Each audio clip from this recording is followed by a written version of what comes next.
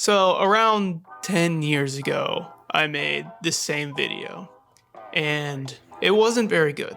There's a lot of problems with it. The audio sucks, the video sucks, the opinions are wrong.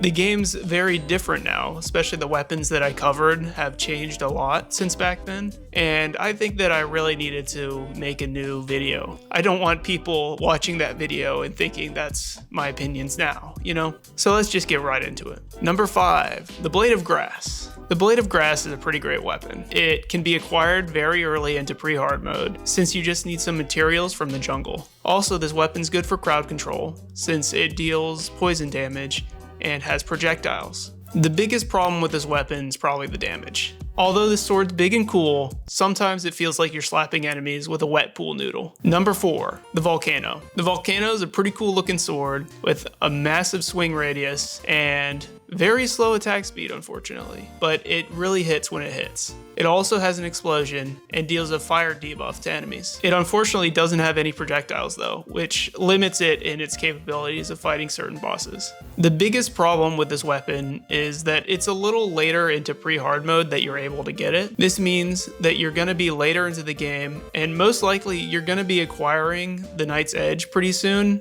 so you won't be using it that much before you get yourself a better weapon. Number 3, the Enchanted Sword. This weapon's pretty great for how early you can actually obtain it. You can spawn in and just start exploring your world and find one, and it will be a pretty great weapon for most pre-hard mode.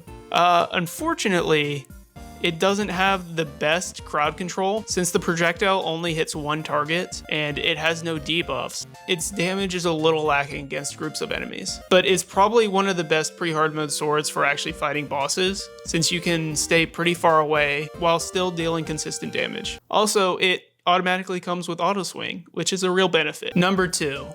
The Knight's Edge, a sword with a name so edgy that it actually deals an area of effect cringe damage to enemies in game. But seriously, this weapon is ungodly strong for pre-hard mode, which is why, of course, it has to be near the top of this list. The biggest problem with this weapon is you get it right at the end of pre-hard mode, which means you won't be using it for too long before you actually get yourself better weapons in hard mode. But even then, you can't have a Terraria swords list without this sword on it. It's just that good. Honorable mention, the Beekeeper.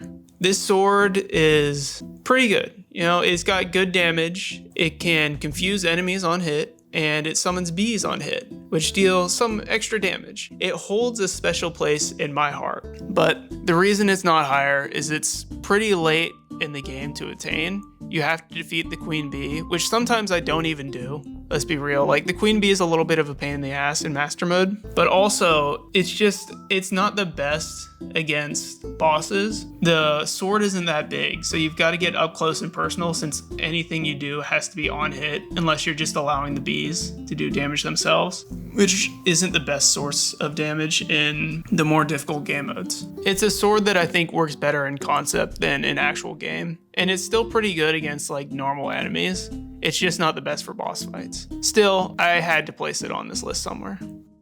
And number 1, the Star Fury. Now, if you know me, you'll be pretty surprised by this list, since I used to have an undying hatred of the Star Fury. But this weapon's a bit better than last I used it, and I don't think I gave it enough credit for what it does. You can acquire this weapon right near the start of the game by just finding a gravitation potion and getting a bit lucky with your Sky Islands. This means it can actually carry you through most of pre-hard mode. The damage of the sword's pretty good, but the real star of the show are the actual stars.